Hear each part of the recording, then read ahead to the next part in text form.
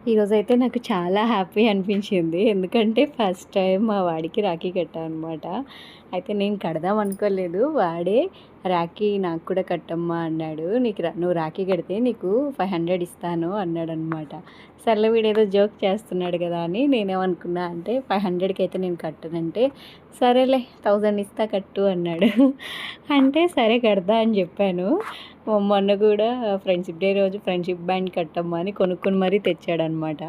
సరే వాడు పెద్దయ్యాక ఎలాగో నాకు వాడే రక్ష కాబట్టి ఇంకా సరేరా కడతానని చెప్పి కట్టేసా అనమాట. వాడు ఖర్చు పెట్టుకోకుండా అందరు ఇస్తారు కదా ఆ డబ్బులు సేవ్ చేసుకొని వాడి పిగ్గీ బ్యాంక్లో డబ్బులు తీసి మరీ నాకు 1000 ఇచ్చాడనమాట. నాకు చాలా హ్యాపీ అనిపించింది. నాకనే కాదు వాడికి ఎవరెవరైతే కట్టారో వాళ్ళందరికి కూడా అలానే ఇచ్చాడనమాట. వాళ్ళ డ్యాడీకి అడగలేదు అసలు ఈసారి. వాడు దాచుకునే డబ్బులే ఇచ్చేశాడు. నాకు అంటే హ్యాపీ అనిపించిందనమాట. వాడి దగ్గర నుంచి నేను డబ్బులు తీసుకోవడం. అలా అయిపోయింది ఇంకా.